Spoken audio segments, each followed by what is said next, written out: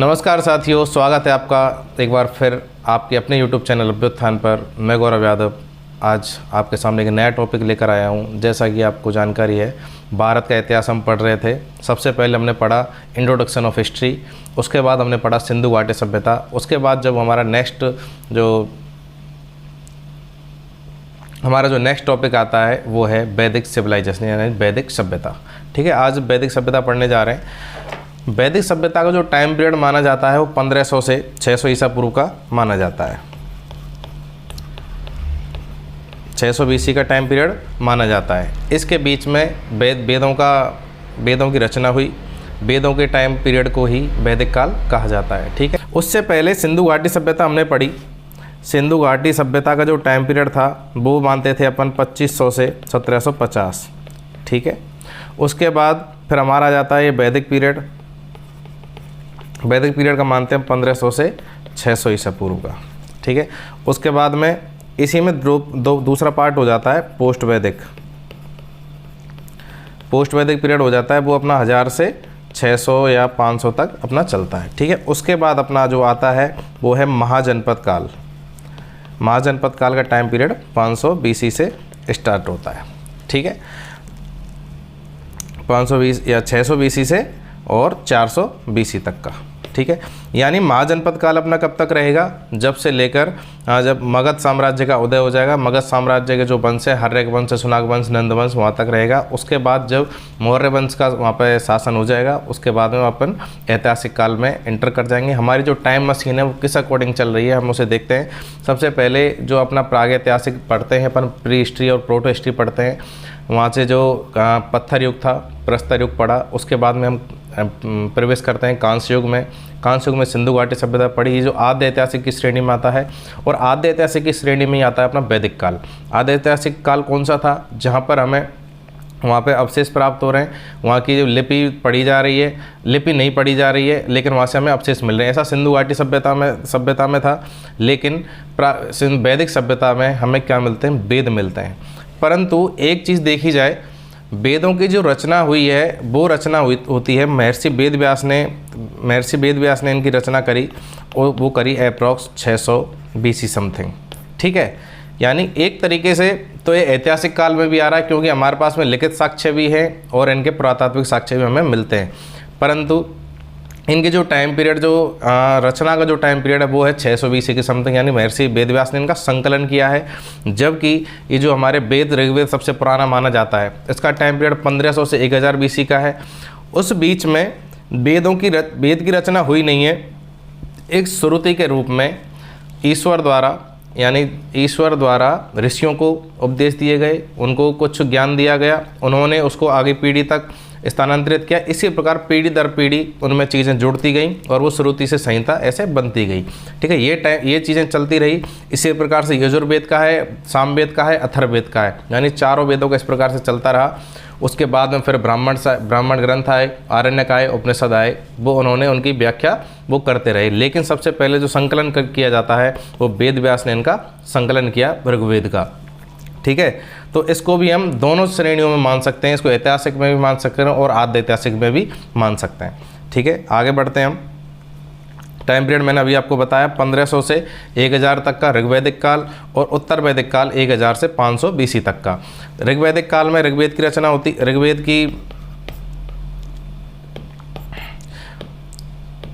जो ऋग्वेद का time period था वो 1500 से 1000 तक का था। उसके अलावा जो बाकी के 3 वेद और थे, यजुर्वेद, सामवेद और अथर्ववेद, उनका टाइम पीरियड 1000 से 500 BC तक का माना जाता है।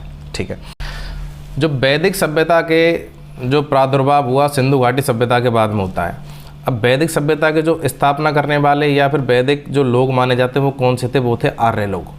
अब आर्यों के बारे में कई थ्योरी चलती हैं हमारे इतिहास में कि आर्य लोग कहाँ के मूल निवासी थे, वो भारत में कब आए और उन्होंने कब इस क्षेत्र को विस्तृत यानी बसाया और इस सभ्यता को आगे बढ़ाया।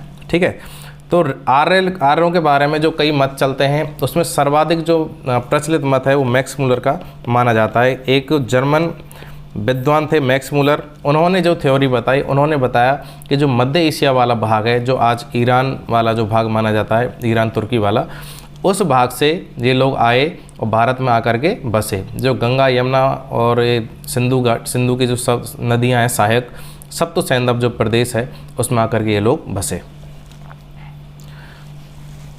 विद्वानों के जो विभिन्न मत हैं वो एक बार देख लेते हैं। प्रोफेसर जो मैक्स मुलर थे उन्होंने मध्य एशिया बताया, यानी मध्य एशिया में कुछ लोग थे, उनकी कई शाखाएं विभक्त हुई। जो पूर्वी शाखा थी जो भारत की ओर चले उनको आर्य कहा गया। बाल गंगाधर तिलक ने क्या कहा है कि उत्तरी ध्रुव से ये लोग आए। उनके कहने का आधार क्या होगा, यानी उन्होंने भी कहीं ना कहीं से कोई रिसर्च ऐसी करी होगी जिसके आधार पर ये चीज़ को कह पाए। उनकी रिसर्च ये थी कि ईरानी एक ग्रंथ मिलता है जैन अवेस्ता नामक ग्रंथ मिलता है, जिसकी जानकारी हमें कहाँ से प्राप्त होती है, 1400 BC का एक शिलालेख हमें प्राप्त होता है। कौन सा?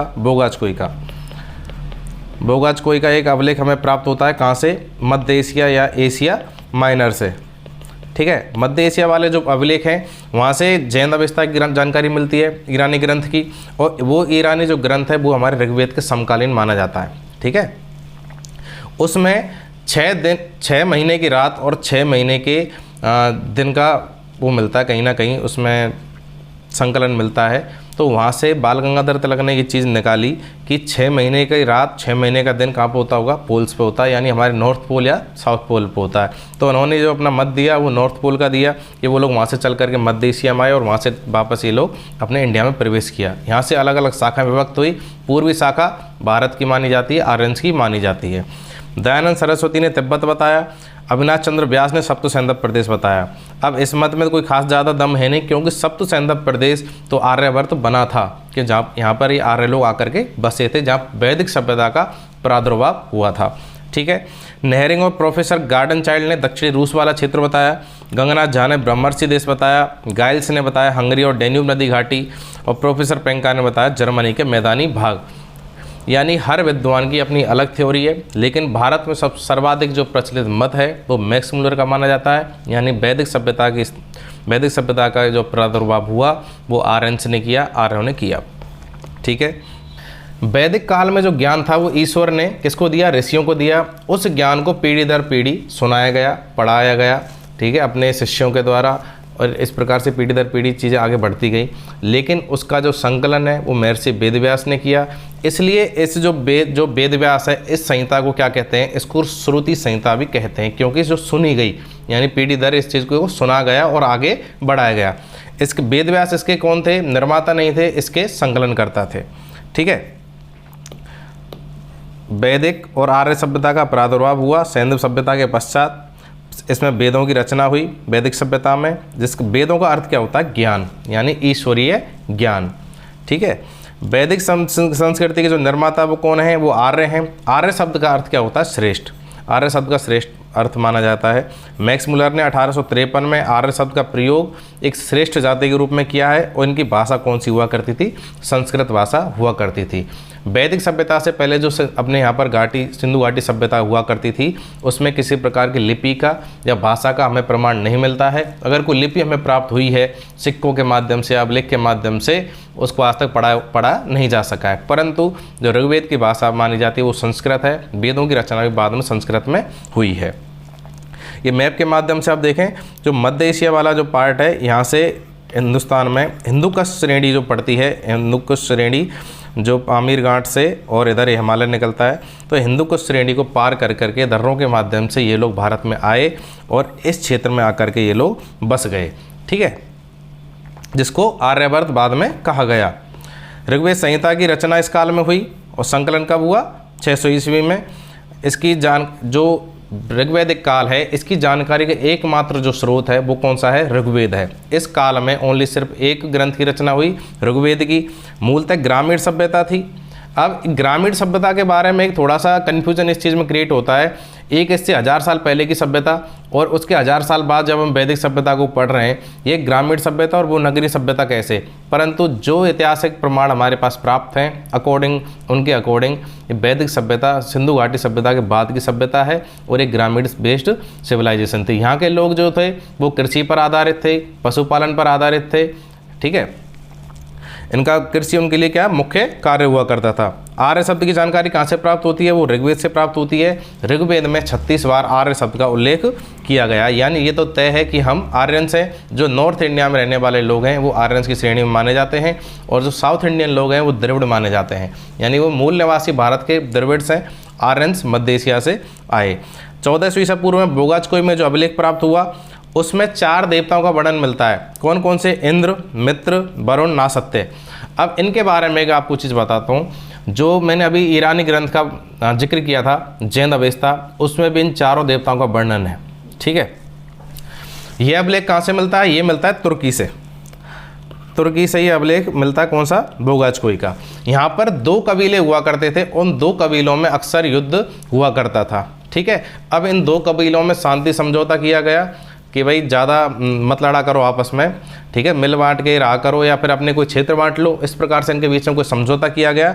तो यहाँ पर जो हित्ती कबीला था, हित्ती था और एक मित्तनी था। हित्ती और मित्तनी 2 कबीले थे, इन दोनों का आपस में समझौता कराया गया, और उनमें से एक कबीले का जो प्रसार था, जो लोग वो चल दिए वहाँ से पलायन करके, वो किधर चल दिए? अपने भारत की तरफ चल दिए, क्योंकि सिंधु वाला जो क्षेत्र था उसमें जो लास्ट में पतन का कारण बताया गया कि वहाँ पर बरसात की वजह से सूखा पड़ने लग गया था।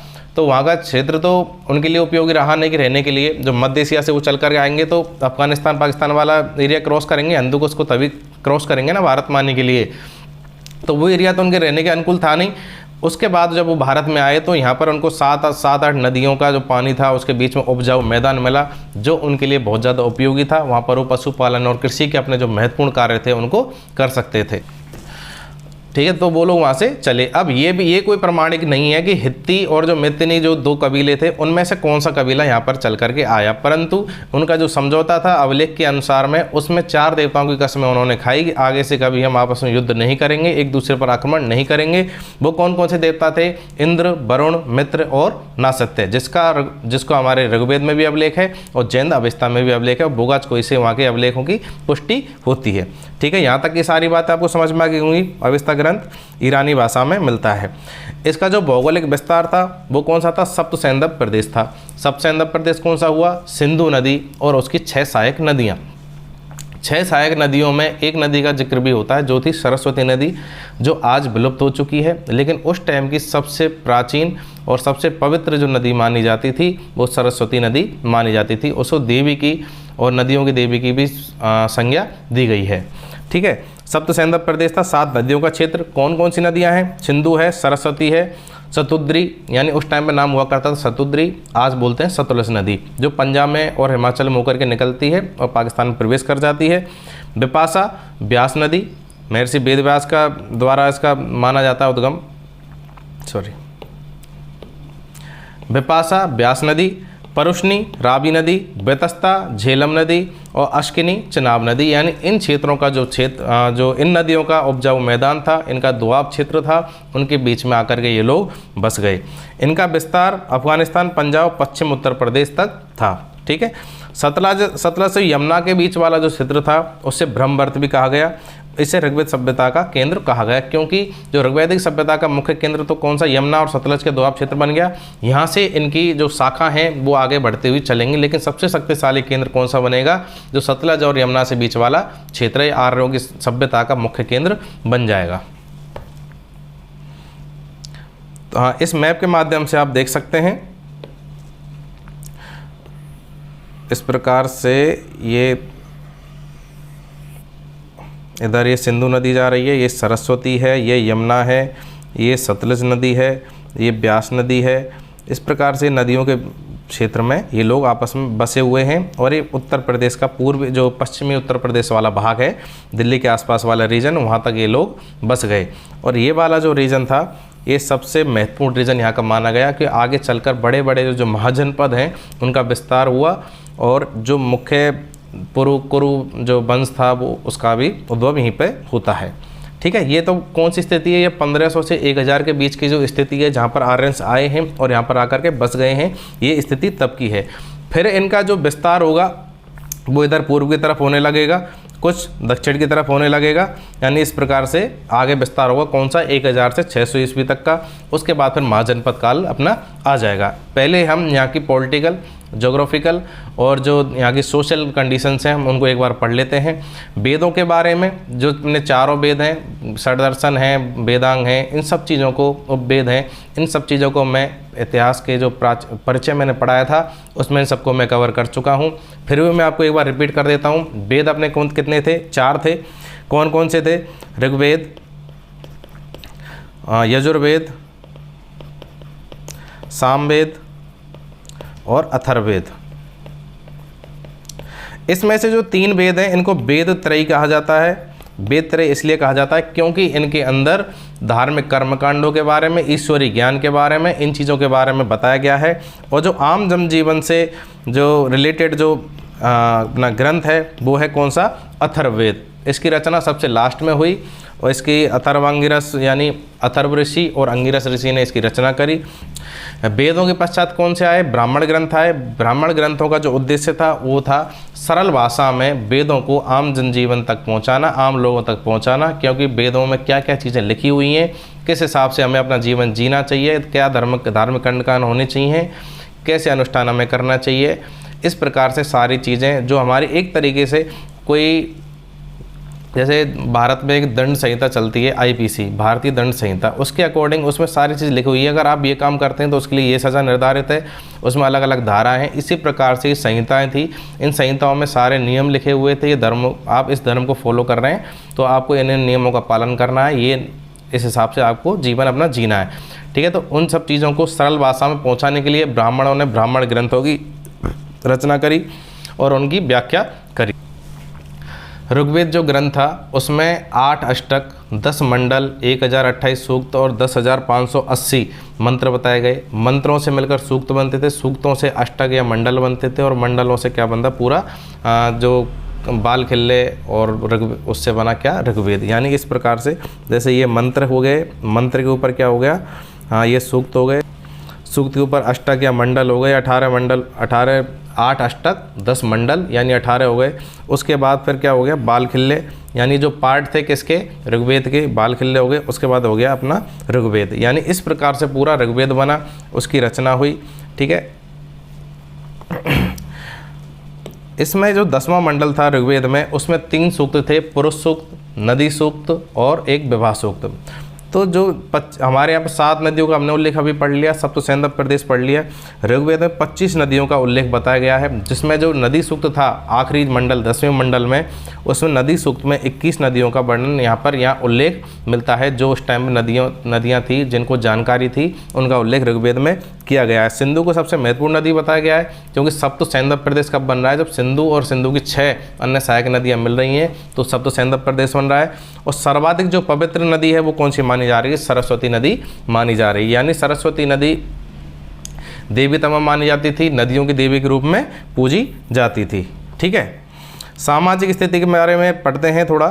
तो जो ऋग्वैदिक समाज था वो पितृसत्तात्मक था, यानी पैट्रियार्कल सोसाइटी थी।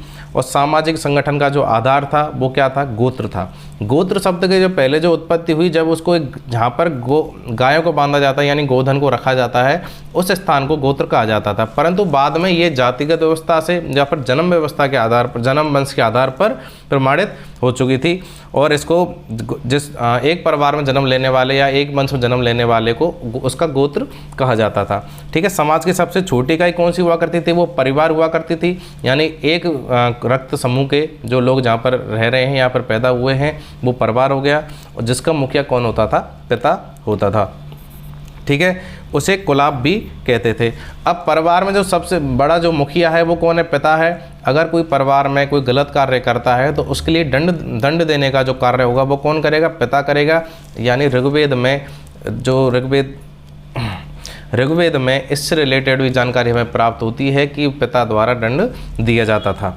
ठीक है, ऋग्वैदिक काल में संयुक्त परिवार की प्रथा प्रचलित थी और हिंदू धर्म में आज तक संयुक्त परिवार को बहुत श्रेष्ठ परिवार की संज्ञा दी जाती है। लेकिन आधुनिक समय में जो संयुक्त परिवार हैं ये बिखरते जा रहे हैं और एकल परिवार व्यवस्था ज़्यादा प्रचलित है।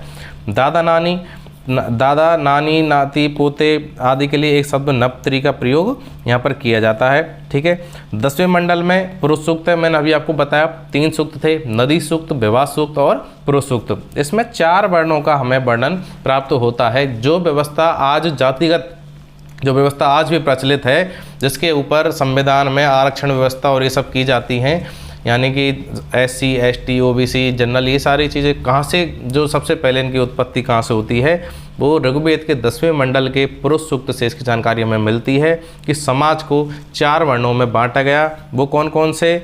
ब्राह्मण, क्षत्रिय, वैश्य और शूद्र। इनकी उत्पत्ति का जो क्या सिद्धांत है वो ये है, एक विराट पुरुष था, विराट पुरुष से इन चारों की उत्पत्ति हुई। विराट पुरुष कौन? यानी उस टाइम पे ईश्वर कौन था? ब्रह्मा। ब्रह्मा से इनकी उत्पत्ति हुई।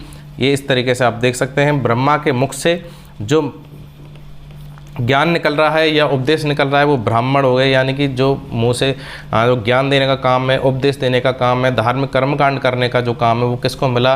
जो ब्राह्मण को मिला। यानी उसकी तुलना ईश्वर के मुख से की गई, यानी ईश्वर जो बोल रहा है वो ब्राह्मण बोल रहा है। ठीक है, क्षत्रिय यानी कि जो भुजाएं थी, भुजाओं को शक्ति का प्रतीक माना जाता है, तो क्षत्रियों से किसकी उत्पत्ति हुई? भुजाओं से किसकी उत्पत्ति हुई? क्षत्रिय की। जांघें जो शरीर का बहुत मजबूत भाग है, उस वो क्या है, यानी पूरे शरीर को मजबूती देने के लिए जांघें जो अपनी महत्वपूर्ण है, यानी उस प्रकार से पूरे समाज को मजबूती देने का काम कौन कर रहा है? व्यापारी वर्ग कर रहा है, इसलिए वैश्य। ठीक है, और पैरों में कौन है? शूद्र। यानी जो पैरों की, जो ये अपने 3 कौन, ब्राह्मण, क्षत्रिय और वैश्य हो गए, इनकी सेवा करने के लिए, यानी जो अन्य कार्य जो यहाँ पर रह गए, क्षत्रिय क्या करेगा? समाज की रक्षा करेगा, दुष्टों से, दानवों से, राक्षसों से, अन्य आक्रमणों से रक्षा करेगा। ब्राह्मण उपदेश देगा, ज्ञान देगा, अपने धार्मिक चीज़ें हैं उनको आगे बढ़ाएगा। वैश्य व्यापार करेगा। ठीक है, और जो कृषि, पशुपालन वगैरह ये सारी चीज़ें, इनको कौन संभालेगा? वैश्य। अब जो दास है, जो मोची का काम करेगा, चर्मकारी का काम करेगा और अन्य जो काम है, सफाई के काम में, इन सबको कौन करेगा? शूद्र करेगा। यानी उसकी तुलना पैरों से की गई है, यानी वो सबसे नीचे उसको दिखाया गया है।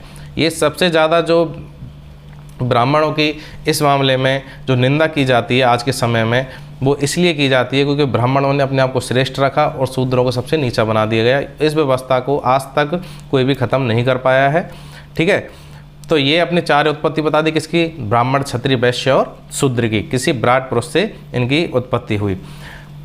स्त्रियों की कैसी भूमिका हुआ करती थी समाज में? स्त्री अपने पति के साथ यज्ञ कार्य में भाग लेती थी और पुत्रियों का भी उपनयन संस्कार किया जाता था।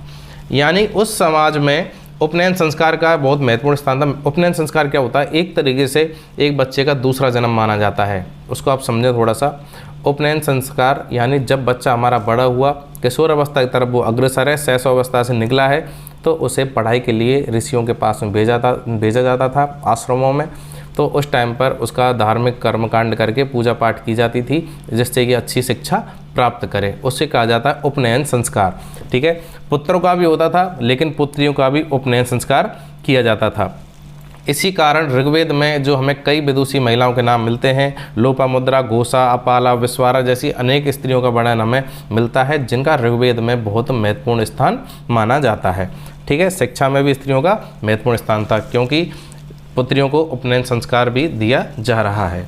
ठीक है, दास प्रथा का प्रचलन था। दास प्रथा का प्रचलन है तभी तो शूद्र शब्द की उत्पत्ति हुई है, जो हमारा चौथा वर्ण है। आर्य मांसाहारी और शाकाहारी दोनों प्रकार का भोजन करते थे, यानी वहाँ शिकार करके भोजन करने का भी प्रचलन था, और कृषि से जो अनाज मिल रहा है उसका भी वो शाकाहारी सब्जियाँ वगैरह, फल वगैरह उगाते थे, उससे अपना खाना पीना करते थे। सोम और सुरा। सोम क्या हो गया? ये कुछ मतलब मादक पदार्थ टाइप हो गया, जैसे आज दारू होती है, उस प्रकार से सोम और सुरा का भी ये लोग सेवन करते थे, और एंटरटेनमेंट से रिलेटेड जानकारी हमें यहाँ से प्राप्त होती है। विवाह पवित्र संस्कार माना जाता था। समाज में 2 प्रकार के विवाह प्रचलित थे, अनुलोम विवाह और प्रतिलोम विवाह। अनुलोम में क्या होता है? उच्च वर्ण का पुरुष, निम्न वर्ण की महिला, और प्रतिलोम जो विवाह है, यानी जो उल्टा विवाह है, यानी जो समाज के प्रतिकूल है, वो कौन सा? उच्च वर्ण की स्त्री और निम्न वर्ण का पुरुष।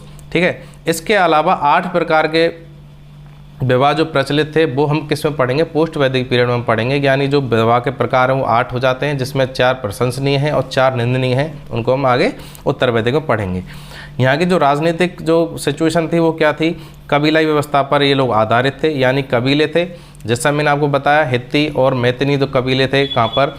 मध्य एशिया में, वहाँ से एक कबीला यहाँ पर चल करके आया, यानी कबीलों में ये लोग बटे हुए थे। जनसंख्या इनकी टाइम के साथ थोड़ी थोड़ी बढ़ रही थी, क्योंकि यहाँ पे इनको बहुत अच्छा वातावरण मिल चुका था।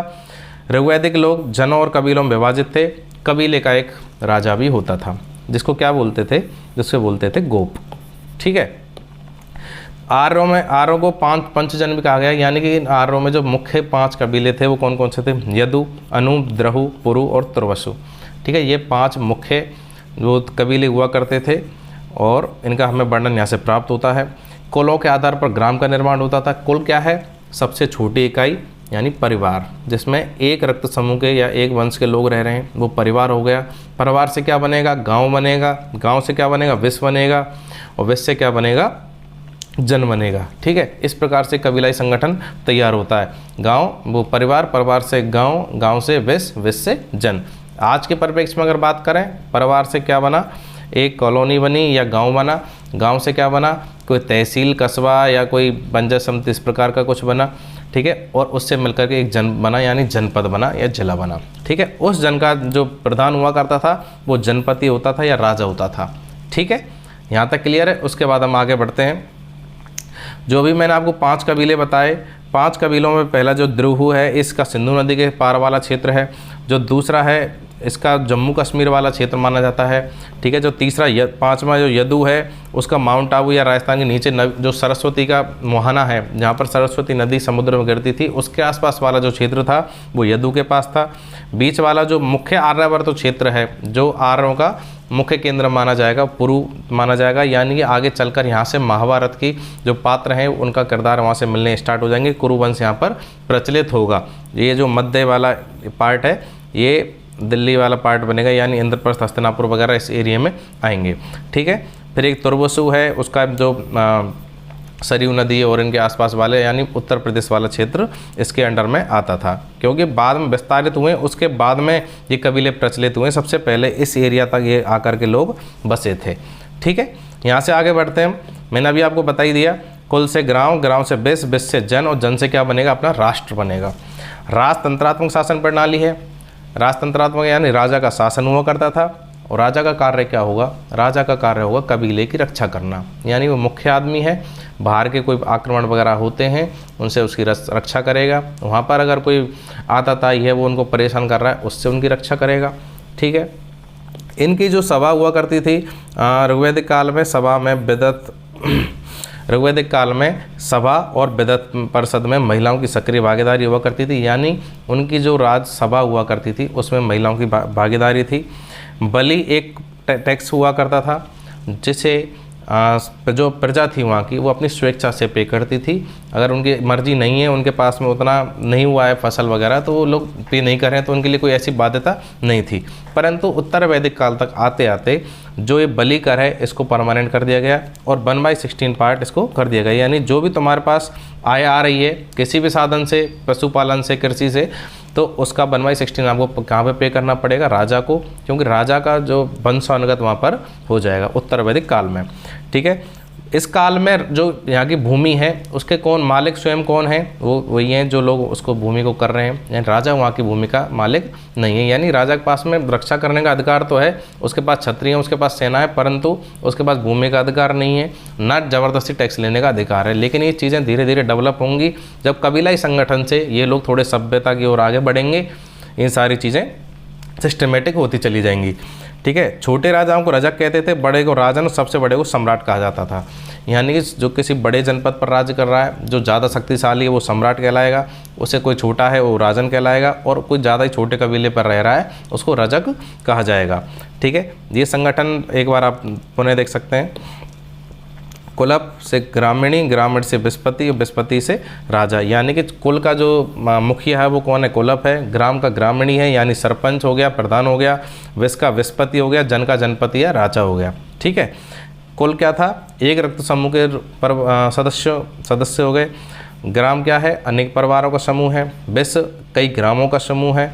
और जन क्या है? यानी 100 सदस्य, यानी अनेक विषयों का समूह है। इसमें अधिकतम 100 विषय हो सकते थे। लघु इकाई कौन सी? परिवार। और सबसे बड़ी इकाई कौन सी? जन। ठीक है, यहाँ तक स्थिति क्लियर है। उसके बाद हम आगे पढ़ते हैं। इनकी जो आर्थिक स्थिति थी वो क्या थी, ग्रामीण बेस्ड सिविलाइजेशन है, यानी कबीलाई संगठन यहाँ पर रह रहे हैं। तो वो लोग क्या थे, पशुपालन और कृषि पर पूर्णतः आधारित थे, पशु चराते थे, कृषि और भूमि इनके पास जो थी उस पर कृषि करके अपना जीवन निर्वाहन करते थे। पशुपालन प्राथमिक कार्य है और कृषि इनका सेकेंडरी कार्य है। ठीक है। पवित्र पशु की जो यहाँ से मिलता है जानकारी वो मिलती है गाय की। इसको अष्टकर्णी भी कहा गया है, यानी गाय को भी देवी तमाम माना गया। गाय को देवी की तरह पूजा जाता था क्योंकि गाय दूध देती थी और जो इनके घर में पुत्री हुआ करती थी उसको बोला जाता था दुहिता। ठीक है। ये वर्ड प्रचलित था पहले, लेकिन आजकल बिल्कुल प्रचलन में ख़त्म हो चुका है। पुत्री को दुहिता कहा जाता था क्योंकि वो गाय का दूध निकालती थी। यानी जब गाय जंगल से चर कर के या फिर उसको बाहर से चारा खाकर आ रही है, घर में आग लाकर बांध देते थे शाम के टाइम पे, तो गाय धोने का काम किसका था, वो था घर की पुत्री का, इसलिए उसको दुहिता कहा गया। ठीक है। घोड़ा भी एक अति उपयोगी पशु था, मालवाहक के रूप में या फिर राजाओं के कहीं आने जाने के उपयोग में ये घोड़ा आया करता था। उसके अलावा गाय, बैल, भैंस, बकरी, ऊँट ये आते थे क्योंकि ये पशुपालन आधारित व्यवस्था यहाँ पर प्रचलित थी। ठीक है। ऋग्वेद का जो चतुर्थ मंडल है उसमें कृषि से संबंधित प्रमाण हमें मिलते हैं। एक अनाज मिलता है जौ, उसका उल्लेख है, और 3 शब्द कृषि से संबंधित और हैं यहाँ पर। एक तो है उर्दर, एक है धान्य और एक है बापंती। यानी उर्दर क्या है, ये कोई मेजरमेंट करने का कोई बर्तन वगैरह कुछ हुआ करता होगा जिससे जो भी अनाज का उत्पादन हुआ है उससे मेजरमेंट कर सकें। यानी राजा को टैक्स देना है, उनके पास जैसे किसी के पास 10 मन गेहूँ हुआ या जौ हुआ तो उसको किसी बर्तन से माप करके उसमें से अलग निकाल सकते थे, उससे माप सकते थे कि हमारे पास में कितनी क्वांटिटी फसल हुई है। ठीक है। धान्य, अनाज, यानी अनाज के जो प्रकार हैं वो हो गए। इनकी जो धार्मिक स्थिति थी, यानी कर्मकांडों पर आधारित ये लोग पूरी तरीके से थे। पुत्र के लिए, पशु की प्राप्ति के लिए भी धार्मिक कर्मकांडों पर आधारित थे। आकाश का देवता सूर्य, धौंस, पूषण, विष्णु, सविता, आदित्य, उषा, अश्विन, इनको सूर्य किसका देवता माना गया, आकाश का देवता। अंतरिक्ष के देवता कौन है, इंद्र है, रुत है, मारुत है, वायु है, पर्जन्य है, यम है, प्रजापति है, इनको अंतरिक्ष का देवता माना गया। और पृथ्वी के देवता अग्नि, सोम, पृथ्वी, बृहस्पति, मताश्वरन। इंद्र को पुरंदर माना गया, यानी जो देवताओं को देवता किसको माना गया, इंद्र को माना गया। और ऋग्वेद में जो 1028 सूक्त हैं, 1028 में से 250 सूक्त किसके लिए समर्पित हैं, इंद्र के लिए समर्पित है। यानी ऋग्वेद का जो टाइम पीरियड है उसमें सबसे बड़ा देवता इंद्र को माना जा रहा है, पूरे विश्व का देवता माना जा रहा है उसे। ठीक है। उसके अलावा दूसरा स्थान आता है अग्नि का।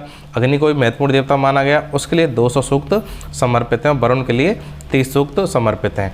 33 देवी देवताओं का उल्लेख है। इसको ध्यान रखना, ऋग्वेद में 33 करोड़ देवी देवताओं का उल्लेख नहीं है, 33 देवी देवताओं का उल्लेख है। इसमें से कुछ तो यहाँ पर हमें मिली गए हैं, हमने पढ़ लिए हैं। ठीक है। गायत्री मंत्र सविता देवता को समर्पित है। इसकी रचना किसने करी, विश्वामित्र ने करी। और तीसरे मंडल में इसका उल्लेख हमें मिलता है। किसके तीसरे मंडल में, ऋग्वेद के तीसरे मंडल में। सोम क्या था, ये एक पेय पदार्थ होता था, यानी कि जब कोई भोग विलास से संबंधित कार्यक्रम वगैरह होते थे तो ये लोग बैठ करके सोम का सेवन करते थे। ऋग्वेद के 9वें मंडल में इसका उल्लेख है। मूर्ति पूजा का वहाँ से कोई उल्लेख नहीं मिलता है। स्वास्थ्य को प्रतीक मानकर सूर्य की पूजा करते थे। ऐसे प्रतीक चिन्हों की पूजा करके ये लोग अपने देवताओं की पूजा करते थे। ठीक है। आरण्यानी यानी देव, जो ऋग्वैदिक काल की जंगल की देवी थी आरण्यानी, उसकी पूजा की जाती थी। अगर किसी जंगल को काटना है या फिर कुछ जलाना करना है तो उसके लिए जंगल की पूजा करके ही अपने काम को आगे बढ़ाते थे। ठीक है। प्रथम और 10वें मंडल की रचना सबसे बाद में की गई। ऋग्वेद को जैसे मैंने अभी आपको बताया एक श्रुति संहिता थी, इसको कभी भी एक साथ में इसका संकलन भी नहीं किया गया। कभी कोई सा 5वां मंडल लिख दिया, कभी 6वां मंडल लिख दिया, यानी कि इसमें अनेक ऋषियों का योगदान था।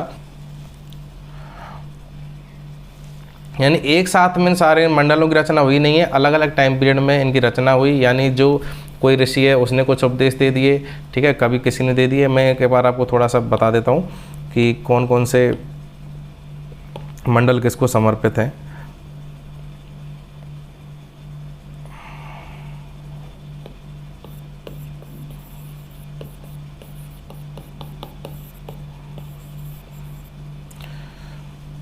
जो दूसरा मंडल है वो किसको समर्पित है, यानी गृहस्थ ऋषि को, तीसरा विश्वामित्र को, चौथा वासुदेव को, पांचवा अत्रि को, छठा भारद्वाज को और सातवां वशिष्ठ ऋषि को समर्पित है। और सातवां मंडल किसको, वरुण देवता को भी समर्पित है, यानी वरुण देवता को आधार मानते हुए वशिष्ठ ऋषि ने उसकी रचना करी। यानी कि 7 मंडल आपने, ये 6 मंडल आपने देख लिए, ठीक है, यानी अलग अलग टाइम पे अलग अलग ऋषियों ने इनकी रचना करी है, लेकिन संकलन लास्ट में किसने किया है, वेद व्यास ने किया है। ठीक है, 7वें मंडल में अश्वमेध यज्ञ का भी वर्णन मिलता है और 9वें मंडल में सोमदेवता और 10वें मंडल में चातुर्वर्ण समाज की संकल्पना का आधार है। मैंने जो अभी आपको 4 वर्ण बताए उनका आधार कहाँ से मिलता है, हमें 10वें मंडल में मिलता है।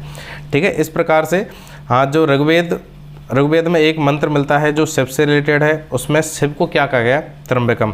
वो महामृत्युंजय यंत्र मंत्र आपने सुना होगा, ओम त्र्यंबकम यजामहे। ठीक है, तो उसमें त्र्यंबकम जो वर्ड आया है वो कहाँ से प्राप्त होता है, वो मिलता है हमें ऋग्वेद से। इसमें इंद्र को विश्व का स्वामी बताया गया, यानी इंद्र सबसे बड़ा देवता है। आगे हम चलते हैं कौन से में, पोस्ट वैदिक पीरियड में, उत्तर वैदिक काल में। यहाँ जो व्यवस्थाएं चल रही थी वो ऋग्वैदिक पर आधारित थी। आगे जो व्यवस्थाएं उसमें बहुत सारे ग्रंथों की रचना होगी। कौन कौन से, यानी 3 अपने वेद हैं, यजुर्वेद, सामवेद और अथर्ववेद। उसके अलावा ब्राह्मण आ जाएंगे, उपनिषद आ जाएंगे, वेदांत आ जाएंगे। ठीक है, इन सब चीज़ों के बारे में हम किस में पढ़ेंगे, उपनिषद में पढ़ेंगे, उत्तर वैदिक काल में पढ़ेंगे। ठीक है, आगे हम उत्तर वैदिक की तरफ चलते हैं। उत्तर वैदिक का जो टाइम पीरियड है वो है 1000 से 500 ईसा पूर्व का। अभी जो हमारी टाइम मशीन हमें लेकर बैठी थी, कौन सा टाइम पीरियड था, 1500 से 1000 ईसा पूर्व का। अब हमारी टाइम मशीन में हम थोड़ा सा आगे घड़ी को बढ़ाते हैं, वो 1500 से 1000 से 600, 1000 से 500 ईसा पूर्व की तरफ हम लोग चलते हैं। ठीक है, इसमें जो आर्यवर्त के नाम से एरिया हमारा कहलाने लगा, इसमें जो विस्तार था वो पूर्व की तरफ हमारा हुआ और कुछ दक्षिण की तरफ भी विस्तार हुआ। ठीक है, और जो जन थे वो बड़े हुए, यानी बड़े बड़े जनपदों में विभाजित हुए। कुछ छोटे कबीले थे वो भी जन की तरफ बढ़े, यानी जो बड़े कबीले थे वो 2-2 पार्टों में डिवाइड हुए। इस प्रकार से यहाँ की व्यवस्था थोड़ी सी बदल रही है और इनका क्षेत्र भी आगे की तरफ बढ़ा है। ठीक है, इसमें सतपथ ब्राह्मण नामक एक ग्रंथ मिलता है, ब्राह्मण ग्रंथ। उसमें एक विदय माधव की कथा मिलती है हमें। विदय माधव की कथा में क्या कहा जाता है कि विदय माधव के अपनी मुख में अग्नि को निवास करा रखा था, परंतु एक बार घी के घृत यानी घी के मिलन से वो अग्नि क्या मुख से बाहर आ गई और उसने आगे के संपूर्ण जंगल को जला दिया। जब उस जंगल यानी वो अपने आर्यवर्त से आगे की तरफ चल रहे थे, उनके मुख से जो अग्नि निकली वो आगे पूरे जंगल को जलाती हुई चल रही थी, परंतु बीच में एक नदी पड़ती है, कौन सी, सदा नीरा नदी, गंडक नदी। गंडक नदी का पानी बहुत ज़्यादा हुआ करता था। उस नदी को वो जला करके नहीं क्रॉस नहीं कर पाई, यानी उससे अग्नि बुझ गई और वहाँ तक जो मैदान थे उनका विस्तार हो गया, यानी जंगल वहाँ से ख़त्म हो गए। और जो आर्य यहाँ पर जो बसे हुए थे इनकी जनसंख्या बढ़ रही थी, इनके जन और कबीले आगे बढ़ रहे थे, तो इनका जो विस्तार है वो पूर्व की ओर हुआ, गंडक नदी तक इनका प्रसार हुआ। ये कहाँ से मिलती है, हमने सतपथ ब्राह्मण में विदय माधव की कथा मिलती है। ठीक है, इस टाइम पीरियड में क्या हो रहा है, यजुर्वेद, सामवेद, अथर्ववेद के साथ में ब्राह्मण्स की, आरण्यक की और उपनिषद की रचना हो रही है। इनका जो विकास काल है उत्तर वैदिक काल है। कहाँ से इनका विस्तार होता है, पंजाब से बढ़कर कुरुक्षेत्र, दिल्ली, गंगा यमुना दोआब में ये आगे बढ़ते हैं। सतपथ ब्राह्मण में विदय माधव की कथा मिलती है, जिसमें विस्तार आरंभ कहाँ तक बताया गया, सदा नीरा गंडक नदी के पूर्व की ओर प्रसार वर्णन मिलता है।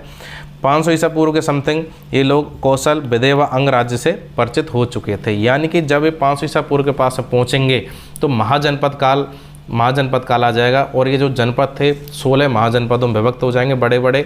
और उसमें से कुछ महत्वपूर्ण जो महाजनपद हैं वो कौन से हैं, कौशल है, विदय है और अंग है। ठीक है, अंग यानी बंगाल के पास वाला रीजन पड़ता था और कौशल उत्तर प्रदेश के बीच वाला भाग था। यानी इस प्रकार से इनका विस्तार आगे हो चुका है। सामाजिक स्थिति की हम बात करते हैं।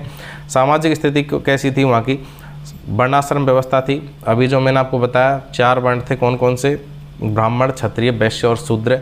वो पूरी तरीके से इसमें इन पर आधारित यहाँ का सामाजिक संगठन हो चुका है। कर्म पर आधारित न होकर अभी जाति आधारित हो गए। पहले तो सिर्फ कर्म के आधार पर इनका वो विभाजन किया गया था कि जो लड़ने का काम कर रहा है, रक्षा करने का काम कर रहा है वो कौन है, क्षत्रिय। जो व्यापारी वर्ग है वो कौन सा है, वैश्य हो गया। राजा तो राजा है ही है। और ब्राह्मण जिसका काम उपदेश देना, ज्ञान देना, धार्मिक कर्म कांडों में शामिल होना, वो ब्राह्मण का काम है। ठीक है, और शूद्र का काम इन तीनों की सेवा करना, यानी दास की तरह काम करना। अब इनके जो कुलों में जो लोग जन्म ले रहे हैं उनका नामकरण इनकी वर्ण के आधार पर हो रहा है, ना कि इनके कर्म के आधार पर। यानी यह व्यवस्था, जाति व्यवस्था यहाँ से स्टार्ट हो जाती है हमारे उत्तर वैदिक काल से। ऐत्रेय ब्राह्मण में वर्णन मिलता है कि वैश्य ही कर चुकाते थे, ब्राह्मण और क्षत्रिय वैश्यों से वसूले गए राजस्व पर जीते थे, और शूद्रों का काम इन तीनों की सेवा करता था, यानी वो इनका दास हुआ करता था।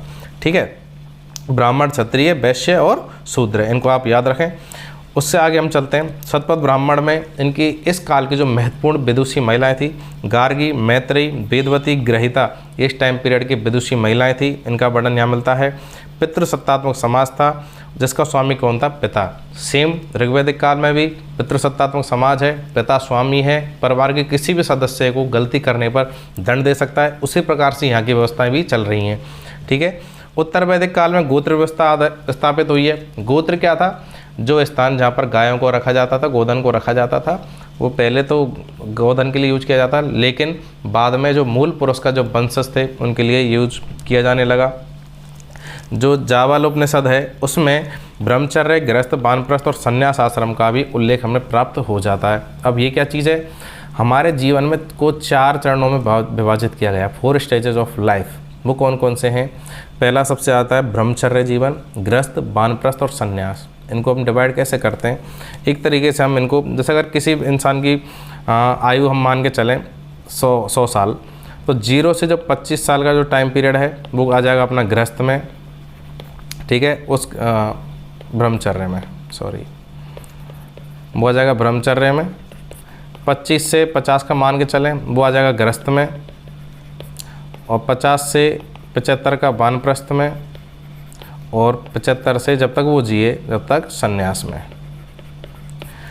अब इसमें क्या, बच्चे का जन्म हुआ, शैशवावस्था, बाल्यावस्था, शैशवावस्था, किशोरावस्था, यानी जब तक उसकी शादी नहीं होती है, वो अपने शिक्षा ग्रहण करता है, उपनयन संस्कार होता है, ये सारी चीज़ें उसकी ब्रह्मचर्य में आ रही है। यानी तब तक उसे ब्रह्मचर्य का पालन करना होगा, ऋषियों से उसे शिक्षा दीक्षा लेनी होगी और उसे पूरा ज्ञान अर्जन करना होगा। यानी जो जीवन जीने के तौर तरीके उन सबका उन्हें सीखना होगा।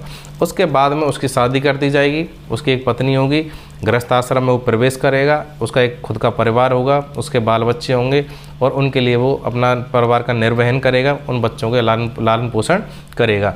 गृहस्थ जीवन 50 साल तक जब हो गया तो फिर उसके जब बच्चे बड़े हो जाएंगे तो सेम प्रोसेस उनकी चलेगी, और वो उनसे ज़्यादा मोह रखेगा नहीं, और मोह भंग करने के लिए वो वन की ओर चला जाएगा और वन आधारित उसका जीवन हो जाएगा। और जब वो वानप्रस्थ आश्रम को ख़त्म कर लेता है उसके पश्चात वो प्रभु मोक्ष की प्राप्ति के लिए प्रभु की शरण में चले जाएगा, यानी पूरी तरीके से प्रभु की भक्ति में लीन हो जाएगा, जिससे उसे पुनर्जन्म के चक्र से मुक्ति मिल जाए और मोक्ष उसे प्राप्त हो जाए।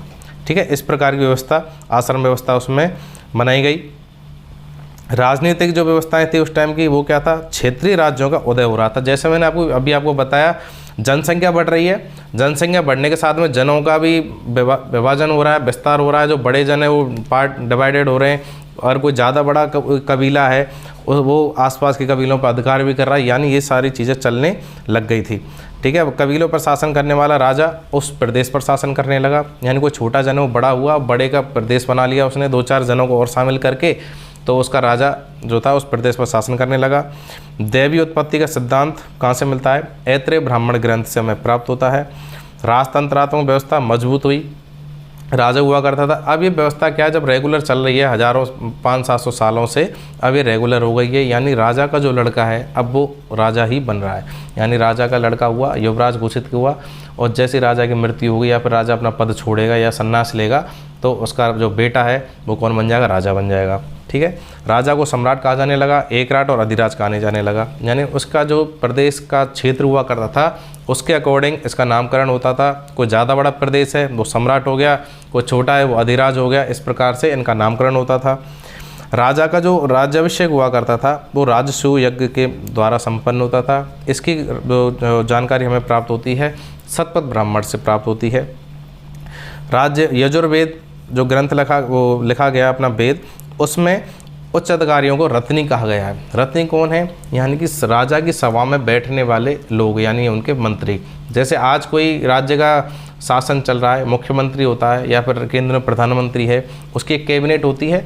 जैसे कैबिनेट का फिक्स कर देते हैं, यानी 15% या 20% जो टोटल मेंबर ऑफ पार्लियामेंट्स हैं, मेंबर ऑफ असेंबली हैं या मेंबर ऑफ पार्लियामेंट है, उनका 15% मंत्री हो सकते हैं। उस प्रकार से इसमें फिक्स कर रखा था। इनके 12 रत्नी होंगे। रत्नी कौन है? यानी उनके मंत्री हैं, सभासद हैं। कौन कौन हुआ करते थे? सेनानी हुआ करता था, यानी जिसको पास सेना की जिम्मेदारी होती थी, ठीक है, वो सेनापति हो गया। सूत, राजा का सारथी, राजा के रथ को चलाने वाला, कहीं भी राजा को आना जाना है तो सारथी उसका अनुसरण करता था। ग्रामीणी, गांव का मुखिया, यानी जिस गांव में सभा लग रही है वहाँ का सरपंच उसमें आकर बैठता था। बागदूत कौन था? कर संग्रह करता, यानी टैक्स कलेक्शन का काम, यानी टैक्स कमिश्नर जो होता होगा बागदूत कहलाता था। संग्रहिता का काम क्या था? यानी ट्रेजरी का काम, यानी जिसके पास में पूरा कोष रहता था, यानी कितना पैसा आया, कितना आय हुआ, कितना व्यय हुआ, यानी एक ऑडिट ऑफिसर हो गया। अक्षबाप, यानी राजा जब कोई चौसर का खेल खेल रहा है, जुआ खेल रहा है, उसका सपोर्ट करने वाला होता था। महाभारत के एक उदाहरण से इसको समझें, जिस प्रकार से दुर्योधन के साथ में उसका मामा रहा करता था हर टाइम उसकी हेल्प करने के लिए, वो कौन था? शकुनी। इस प्रकार से राजा का एक अक्षपाप हुआ करता था। प्रतिहारी या दैवारिक छत्ता कहलाता था, ठीक है। जंगल विभाग का जो प्रधान था वो गोविक कर्तन था। वितूषक कौन था? पालागल। जो पागल शब्द की जो उत्पत्ति हो सकता है यहाँ से हुई हो, क्योंकि उनके दरबार में एक पालागल नाम से विदूषक होता था जो उसको राजा को हंसाने का, मनोरंजन का कार्य करता था या फिर कुछ ज्ञानवर्धक चीज़ें बताता था। महिषी कौन थी? ये मुख्य रानी थी, यानी जो पटरानी राजा की, जो राजा के साथ में उसके सिंहासन पर बैठती थी। पुरोहित कौन है? धार्मिक कृत्य करने वाला जो ब्राह्मण है, जो भी धार्मिक कर्मकांड होंगे, राजस्व यज्ञ हो चाहे अश्वमेध यज्ञ हो, उस कार्य को करने वाला मेन जो पुरोहित हुआ करता था वो बैठता था। एक युवराज हो गए, यानी 12 प्रकार के रत्नी हो गए। एक वर्णन मिलता है 10 शतपथ ब्राह्मण से ही, शतपथ ब्राह्मण से यहाँ का वर्णन मिलता है। वो क्या मिलता है? यहाँ पर एक युद्ध होता है, 10 राग युद्ध। 10 राग युद्ध का यहाँ पर वर्णन हमें प्राप्त होता है शतपथ ब्राह्मण से। इसमें क्या है? यानी कि राजा सुदास था, एक भरतवंशी राजा था। भरतवंशी राजा कौन था? सुदास, ठीक है। इसका जो पहले पुरोहित हुआ करता था वो हुआ करता था कौन? विश्वामित्र, ठीक है। विश्वामित्र को हटा करके इसने वशिष्ठ ऋषि को अपना क्या बना लिया? इसने पुरोहित बना लिया। इस चीज़ से कौन नाराज़ हो गए? विश्वामित्र नाराज़ हो गए। उन्होंने इकट्ठा किया किसको? अन्य राजाओं को। किसके खिलाफ? राजा सुदास के खिलाफ। क्यों? क्योंकि उसका प्रतिशोध था, उसका अपमान हुआ था और अपमान करके उसे सभा से निकाला गया था। वशिष्ठ ऋषि को उसने पुरोहित बना लिया था।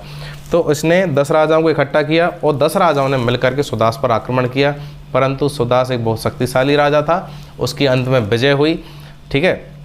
ये युद्ध कहाँ पर हुआ था? ये परुष्णी नदी के किनारे पर हुआ था। परुष्णी नदी कौन सी है? रावी। रावी नदी के किनारे पर हुआ। और जो सुदास के वंशज थे वो कौन कहलाए आगे चल कर के? भरतवंशी ही कहलाए। और भरतवंशी से देश का नाम क्या पड़ता? भारत, ठीक है। 10 राजा लड़ने आए थे इससे, वो कौन कौन थे? इसमें 5 तो आर्य थे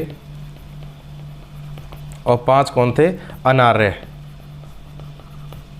ठीक है। इस प्रकार से 10 राजाओं ने इस पर आक्रमण किया और सुदास इसमें विजयी रहा, ठीक है। 12 रत्नी आपने पढ़ लिए, ये राजा की सभा का वर्णन है। उसके बाद में यहाँ की जो आर्थिक स्थिति थी वो क्या है, एक बार उसे देख लेते हैं। पशुपालन की जगह इनका कृषि प्रथम पेशा बन गया, यानी पशुपालन पर आधारित कम हो गए हैं, अब पूरी तरीके से कृषि करने लग गए हैं। लोहे का आविष्कार कर लिया है, हल बनाने लग गए हैं। हल बैलों के माध्यम से हल से जोत करके खेतों को अच्छा बनाया जा रहा है, उपजाऊ बनाया जा रहा है, ठीक है। उसमें अच्छी फसल बोई जा रही है।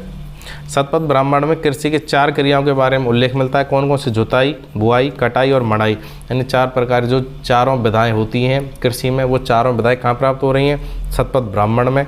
यानी ये लोग और आगे तरक्की कर चुके हैं और अपनी कृषि को बहुत अच्छी तरीके से प्रोफेशनली ये लोग करने लग गए हैं। लोहे का लिए यजुर्वेद में ही इसका प्रयोग होने लग गया है। लोहे का श्याम या अयस या कृष्ण अयस शब्द का प्रयोग हुआ है। कृष्ण या श्याम क्यों बोला गया? कि लोहे का कलर कैसा होता है? काला रंग होता है, तो कल भी बोला जाता है लोहे को। आपने 4 युगों के बारे में आपने बहुत बार सुना होगा, जैसे सत्ययुग, त्रेता युग, द्वापर युग और कलयुग। तो ये जो ऋग्वैदिक काल था उसमें तो अपने तीनों युगों को मान सकते हैं। कौन कौन से? सत्ययुग, द्वापर, त्रेता, इनको मान सकते हैं। लेकिन कलयुग कहाँ से प्रारंभ होता है हमारा? जहाँ से हमने कल का इस्तेमाल चालू किया। कल क्या है, लोहा, जिसको एस भी कह रहे हैं, ठीक है। लोहे का इस्तेमाल जब से चालू हुआ तब से हमारा कलयुग स्टार्ट हुआ, ठीक है। यजुर्वेद से लोहे की स्टार्टिंग हो चुकी है और अतरंजी खेड़ा नामक स्थान से हमें लोहे के उपकरण प्राप्त हुए हैं। सबसे पहली बार कृषि से रिलेटेड हल वगैरह हमें यहाँ से प्राप्त होते हैं, ठीक है। तो यानी हमें पूरा प्रमाण मिल गया कहाँ से, अतरंजी खेड़ा से। कृषि में विस्तार हो रहा है, शिल्प में कुशलता आ रही है, व्यापार वाणिज्य में विस्तार हो रहा है, 4 प्रकार के बर्तन मिल रहे हैं। कौन कौन से, काले व लाल मिश्रित मृदभांड, लाल मृदभांड, चित्रित धूसर और उत्तरी केवल चमकीले मृदभांड। इस प्रकार के मृदभांडों का इस्तेमाल हो रहा है, यानी कि वहाँ पर सारी चीज़ें सुधर गई हैं। यानी अपने हैंडीक्राफ्ट में भी ये लोग विकास कर रहे हैं, एग्रीकल्चर में विकास कर रहे हैं, व्यापार भी अपना बढ़ा रहे हैं, ठीक है। ये सारी चीज़ें उनकी बढ़ रही हैं। ब्राह्मण ग्रंथों की रचना हो रही है, उपनिषदों की रचना हो रही है, वेदांतों की रचना हो रही है।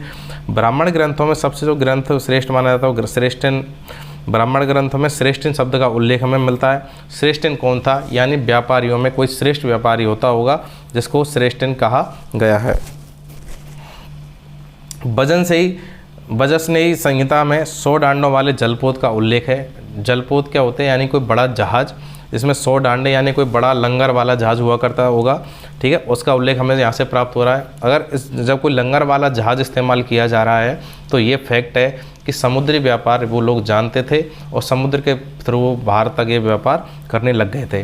काटक संहिता में 24 बैलों द्वारा खींचे जाने वाले हलों का उल्लेख है, यानी कि बहुत बड़ा कोई हल यूज किया जा रहा है जो एक साथ आधे खेत को शायद कवर कर देता हो। काटक संहिता उसमें किया गया यूज, वर्णन किया गया है। 24 बैलों द्वारा बड़े हल को खींचने के प्रमाण हमें यहाँ से मिलते हैं।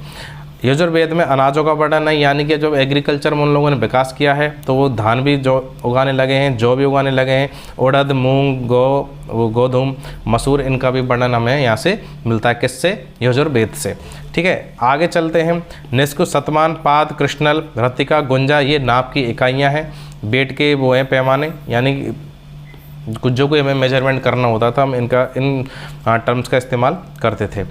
पश्चिमी और पूर्वी दोनों प्रकार के समुद्र का वर्णन है, यानी जो आज के टाइम में बंगाल की खाड़ी, bay of Bengal and Arabian sea है, यानी 2 पूर्वी और इस प्रकार से भारत है। तो ये इधर पश्चिमी, इधर ये पूर्वी हो गया, तो दोनों समुद्रों का वर्णन मिल रहा है। तो समुद्र का वर्णन है तो यानी समुद्री यात्राओं का वर्णन है, जलपोतों का भी वर्णन हमें मिल रहा है, यानी कि इनके थ्रू क्या हो रहा था, व्यापार हो रहा था, ऑब्वियसली ट्रेड हो रहा था। स्वर्ण और लोहे के अलावा, यानी पहले सोना ये लोग ढूंढ चुके हैं, लोहा ढूंढ चुके हैं, उसके अलावा टिन, तांबा, चांदी और सीसा धातु का उल्लेख है। तांबा कहाँ से निकल रहा है, राजस्थान में खेतड़ी नामक स्थान से तांबा ये लोग प्राप्त कर रहे हैं। टिन कहाँ से आ रहा है, टिन अफगानिस्तान से आ रहा है। और लोहे की भी, लोहा इनको कहाँ मिल गया है, लोहा इनको आर्यावर्त क्षेत्र में मिल चुका है। धातु शिल्प इनका उद्योग बन गया, यानी अब हल बनाने लग गए खेती के लिए, तो जो धातु इनको प्राप्त हो रही है उसको गला करके ये लोग कुछ धातु वाली चीज़ें बनाने लग गए। तांबे को गला करके विभिन्न प्रकार के उपकरण बना रहे हैं, वस्तुएं बना रहे हैं, यानी कि इनका जो बिजनेस है वो इनके ऊपर अब आधारित हो चुका है, लोहे और तांबे के ऊपर। इनकी जो धार्मिक स्थिति है उसमें पंच महायज्ञ का वर्णन हमें प्राप्त होता है। पंच महायज्ञ क्या हुआ करता था, यानी ब्रह्मयज्ञ, पितृयज्ञ, देवयज्ञ, भूतयज्ञ और मनुष्ययज्ञ। ब्रह्मयज्ञ क्या है, यानी कि इसमें वेदों का अध्ययन किया जा रहा है। ब्राह्मण आता था, वेदों का अध्ययन करता, पाठ करता था, लोग बैठ करके सुनते थे, ठीक है। पितृयज्ञ क्या है, यानी कि अपने जो पूर्वज हैं, माता पिता हैं, पितर हैं अपने, यानी कि जो कनागत का महीना आता है ना, आज भी आप देखते हैं, जिसमें पितरों की पूजा की जाती है, कौओं को भोजन कराया जाता है। इस प्रकार से पितरों की शांति के लिए, आत्मा की शांति के लिए हवन का एक वो आयोजन किया जाता था, पितृयज्ञ किया जाता था। देवयज्ञ, इसमें देवताओं की पूजन किया जाता था, बलि और हवन इसमें शामिल थे, यानी अपने पुत्र की प्राप्ति के लिए या पशु की प्राप्ति के लिए, भगवान को खुश करने के लिए इस प्रकार के आयोजन किए जाते थे। भूत यज्ञ, इसमें समस्त प्राणियों को बलि प्रदान की जाती थी। इसमें यज्ञ से भूत प्रेतों को संतुष्ट करते थे ये लोग, ठीक है। यानी भूत प्रेतों में, जादू टोनों में, वशीकरण में, इन सब चीज़ों में इसका विश्वास था। ऋग्वेद में भी इन सब चीज़ों की पुष्टि होती है और बाकी दोनों जो ग्रंथ हैं, यजुर्वेद और सामवेद, इसमें भी जादू टोनों और वशीकरण वगैरह मंत्र, ये सारी चीज़ें हमें प्राप्त होती हैं। मनुष्य यज्ञ, ऐसे अतिथि यज्ञ भी कहा गया है, इसमें अतिथियों का सेवा सत्कार करना होता था, ठीक है। ये पंच महायज्ञ हो गए। उसके अलावा 4 पुरुषार्थ, यानी मनुष्य जीवन के 4 लक्ष्य होते हैं। कौन से, धर्म, अर्थ, काम, मोक्ष, यानी मोक्ष को लास्ट लक्ष्य माना गया मनुष्य का। 4 पुरुषार्थ हैं हिंदू धर्म में। पहला क्या है? धर्म। हिंदू जीवन में सामाजिक अवस्था का नियामक तत्व, मनुष्य व समाज के अस्तित्व का नियंत्रक होता है। यानी कोई व्यक्ति है, उसके जीवन में क्या नियम है, क्या निर्धारण है, उसको उस चीज़ को तय कौन करता है? वो तय करता है धर्म। धर्म जरूरी नहीं है किसी इंसान को जीने के लिए, परंतु उसके जीवन में क्या नियम होने चाहिए, उसे किस प्रकार से जीवन जीना चाहिए, ठीक है। इस प्रकार से नियामक तत्व क्या होता है उसकी लाइफ में, वो धर्म होता है, जो कि जो मनुष्य है और उसके जो सोशल लाइफ है उस सबको कंट्रोल करने का काम करता है धर्म। अर्थ क्या हुआ? यानी अपने जीवन में जीवन निर्वाह के लिए जो कुछ भी कर रहा है, भौतिक सुखों के लिए, ऐश्वर्य के लिए जो भी कुछ साधन वो जुटा रहा है, उसको क्या बोलेंगे? अर्थ। यानी उसने जो भी काम किया। उसके बाद आ जाता है काम। यानी काम क्या हुआ? कामुकता यानी सेक्सुअल डिजायर, इंद्रिय सुख, जो संसार की प्रथम और प्रमुख प्रवृत्ति मानी जाती है। हर इंसान के अंदर ये चीज़ होती है, यानी कामदेव। तो इसके माध्यम से मनुष्य क्या कर रहा है? संतान की उत्पत्ति कर रहा है। एक स्त्री और एक पुरुष के मिलन से संतान की उत्पत्ति हो रही है। यानी इंद्रिय सुख जो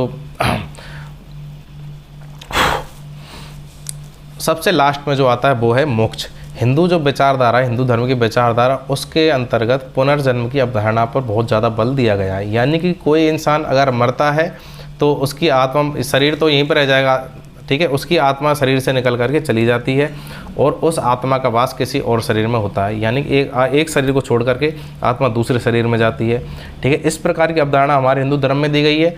तो मोक्ष क्या होता है? यानी कि इस चक्र से, यानी एक जन्म लिया, फिर दूसरा जन्म लिया, फिर तीसरा जन्म लिया, यानी आत्मा के परमात्मा से मिलन। यानी आत्मा एक शरीर को छोड़ करके निकली तो सीधी परमात्मा के पास पहुँच जाए, उस चक्र से मुक्ति को क्या कहते हैं? उसे कहते हैं मोक्ष। यानी 84 लाख योनि, 84 लाख योनियों में उसे भटकना नहीं पड़े, 84 लाख उसे जन्म ना लेने पड़े, 84 लाख शरीर ने बदलने पड़े। इसलिए आत्मा के परमात्मा के मिलन को क्या बोला गया है? मोक्ष की प्राप्ति के लिए बोला गया है। यानी कि अपने जीवन में लास्ट में जो आश्रम बताए थे, आश्रमों का भी यही महत्व था कि इंसान को मोक्ष की प्राप्ति के लिए अपने टाइम पर गृहस्थ जीवन को त्याग देना चाहिए, वानप्रस्थ और संन्यास की तरफ आगे बढ़ना चाहिए, जिससे कि वो मोक्ष की प्राप्ति कर सके। इस पर पूरा अपना हिंदू धर्म आधारित है। धार्मिक स्थिति की अभी मैं पढ़ा ही रहा हूँ आपको। धार्मिक स्थिति में आपका 4 पुरुषार्थ आ गए, 5 महायज्ञ आ गए। उसके अलावा धार्मिक कर्मकांडों का जो उद्देश्य हुआ करता था वो क्या था? यानी भौतिक सुखों की प्राप्ति करना। कभी संतान की प्राप्ति के लिए यज्ञ कर रहे हैं, कभी पशु की प्राप्ति के लिए यज्ञ कर रहे हैं, कभी किसी और चीज़ के लिए, ठीक है। यानी उनका मेन जो टारगेट होता था यज्ञों का, बस कि अपनी भौतिक सुख सुविधाएं जुटाने के लिए भगवान से प्रार्थना करना कि हमें शक्ति दो कि हम इन साधनों को जुटा लें। इस प्रकार से उत्तर वैदिक साहित्य में कुरु व पांचाल दूसरे देशों में विकसित हुआ। यानी कि जो पुरु वो हुआ करता था कबीला, उसके आसपास के कई और कबीले थे, उनको मिलाकर के एक बड़ा कबीला बनता है कुरु और पांचाल, जो कि विकसित हो चुके हैं। यज्ञ संस्कृति का क्या है? मूल है। संस्कृत ऋग्वेद में 2 सबसे बड़े देवता कौन थे? इंद्र और अग्नि। उनके लिए 250 और 200 सूक्त ऋग्वेद के समर्पित थे। अब यहाँ पर इंद्र के स्थान पर प्रजापति को सर्वोच्च स्थान मिल चुका है। यानी ये लोग विष्णु को पूजने लग गए हैं, जो कि इस धरती के स्वामी हैं, उनको पूजने लग गए। 2 देवता रुद्र और विष्णु, यानी शिव और विष्णु को ये लोग मानने लग गए। यानी पहले ब्रह्मा विष्णु महेश, इस प्रकार से यहाँ पर शिव को और विष्णु को पूजा जा रहा है। शतपथ ब्राह्मण में पुनर्जन्म के सिद्धांत हैं। पुनर्जन्म से मुक्ति मोक्ष से मिलती है। वैदिक कर्म कांडों की निंदा की गई, किसमें? आरण्यकों में। इसमें यज्ञ व बलि की अपेक्षा तप पर बल दिया गया है। यानी कि इनको टाइम पे सुधारा गया है। यानी कि जो आरण्यक थे, यानी उनमें निंदा की गई है किनकी? जो भी गलत चीज़ें इसमें लिखी हुई थी, यानी ये फिल्टर किया जा रहा है। जैसे सबसे पहले क्या बने? वेद बने। वेद के बाद में क्या बने? वेदांग बने। यानी उस 6 वेदांग थे, इन्होंने क्या किया? सरलीकरण किया। किसका? वेदों का। यानी वेद हर आदमी पढ़ सके, उनमें व्याकरण के माध्यम से, शिक्षा के माध्यम से, छंद के माध्यम से, इस प्रकार से वेदांगों के माध्यम से उसका सरलीकरण किया गया। अब आते हैं लास्ट में आरण्यक। आरण्यक का उद्देश्य क्या है? यानी कि जो वेदों में अगर कोई कमियां रह गई हैं, त्रुटि रह गई हैं, उनको निकालना और कुछ अच्छी चीज़ें उनमें जोड़ना। तो इसके लिए आरण्यकों की रचना की गई। तो उसमें क्या बताया गया है कि यज्ञ और जो वैदिक कर्मकांड हो रहे हैं वो क्यों हो रहे हैं? सिर्फ अपने भौतिक सुखों की प्राप्ति के लिए ये लोग कर रहे हैं, ठीक है। अब इसमें इन चीज़ों को छोड़ करके, यज्ञ को छोड़ो, बलि को छोड़ो, किसी इंसान की या फिर किसी पशु की बलि दे करके किसी भौतिक सुख की प्राप्ति करना ये गलत है। इसलिए इन्होंने तप पर बल देने को आरण्यकों में जोड़ दिया गया है। इस टाइम पीरियड में 2 महाकाव्य थे, कौन कौन से? प्रथम महाभारत और दूसरा रामायण। महाभारत यानी कि जो कुरुक्षेत्र हुआ करता था, इनके जो आपस में दोनों कबीले लड़े, कौरव पांडव एक परिवार के ही लोग आपस में लड़े, महाभारत हुआ, उस सब चीज़ को वेद व्यास ने संकलन किया, ठीक है।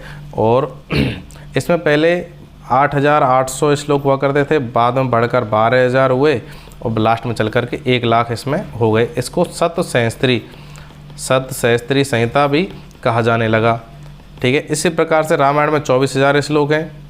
इसका जो संकलन किसने किया? वो वाल्मीकि ने किया।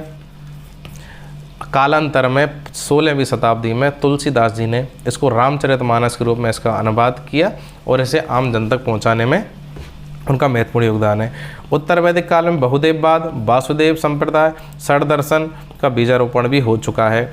यानी कि मैंने बताया आपको, वेदों से धीरे धीरे अब नए नए ग्रंथ बनते जा रहे हैं। बहुदेववाद हो चुका है, यानी अलग अलग देवताओं की पूजा होने लग गई है, ठीक है। वासुदेव संप्रदाय जो कृष्ण से संबंधित था, उसकी भी उत्पत्ति हो चुकी है। षड दर्शन यानी सांख्य, योग, न्याय, वैशेषिक, मीमांसा और वेदांत, इनका भी बीजारोपण हो चुका है। यानी वेदों का जो अंत है वो क्या है? वेदांत, ठीक है। यानी वेदों में जो सबसे लास्ट में उनकी अगर कोई चीज़ निचोड़ निकल के आ रहा है, वो कहाँ पर आ रहा है? वेदांतों में। उसके बाद में पुराणों का टाइम पीरियड चालू हो जाता है। जो हमारा ऐतिहासिक काल चालू होगा, यानी कि उत्तर वैदिक काल की समाप्ति से लेकर के फिर गुप्त टाइम पीरियड तक हमारे पुराणों की रचना हुई। 18 पुराण हमारे ग्रंथों में गिने जाते हैं। मृत्यु की चर्चा किस में है? शतपथ ब्राह्मण में है।